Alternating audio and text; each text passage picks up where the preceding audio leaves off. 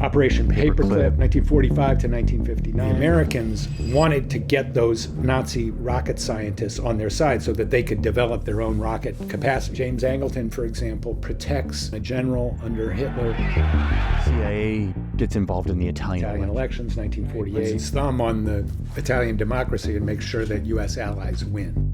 Operation Ajax, coup in Iran, 1953. The CIA and the MI6 organize a coup to overthrow the democratically elected government. Now that we encourage the Shah to take that action, I will not deny. CIA coup Guatemala, 1954. Bananas, of course, bananas. Again, democratically elected government, reformists wanted to engage in land reform, and the CIA overthrows it, really at the behest of the United Fruit Company. CIA is now helping American corporations. The influence of American corporations on the CIA actions is unmistakable. Allen Dulles was on the board of directors. Howard Hunt, Birch O'Neill, David Phillips, CIA coup in Congo, early 1960s, CIA coup in Chile, 1973.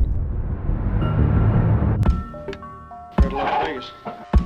The assassination operation against General Schneider in 1970 is coordinated with Kissinger's office. Thank you. Nice to see you all. Mind control experiments, MK Ultra. In 1950, the CIA launches a massive program to develop means of controlling people's minds. Some 40 U.S. academic institutions were involved in this kind of LSD research. to people without their permission. Can we develop a truth serum, dosing somebody with LSD 60 times in a week? NSA's Operation Shamrock, electronic surveillance, 1945 to 1975. The first warrantless wiretapping. Oh God, Bay of Pigs, nightmare. There were hundreds of CIA assassination plots. Operation Phoenix. Eventually, Bill Colby, who was later director, admitted that they had killed 20,000 people. Operation Mockingbird, COINTELPRO, Operation Chaos, Watergate, Jim Critchfield, Frank Wiesner, James Angleton, Roosevelt, John Foster Dulles. CIA coup in Indonesia, CIA coup in Greece, CIA involvement in the Guatemalan Civil War. It was a CIA crime spree for 20 years. There's no other way to describe it. So by the 1970s, the CIA is this powerful, well-funded machine of intelligence that is doing a lot of secret things all around the world. They start blackmailing lawmakers to scare them away from investigating them and reining them in. These agencies had harmful personal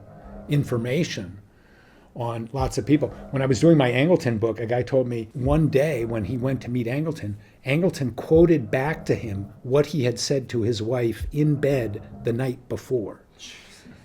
And so they had this capacity, and people knew that they had this capacity. You know, the Kennedys knew that J. Edgar Hoover had information about his affairs with various women. Happy birthday, Mr. President.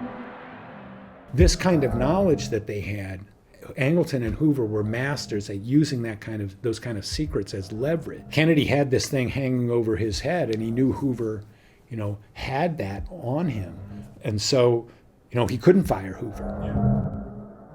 And so much of this power is concentrated among just a few people, many of them not elected, and many of them living right here along these streets in this neighborhood of Georgetown, living in fancy homes, having fancy cocktail parties, and kind of running the Western world.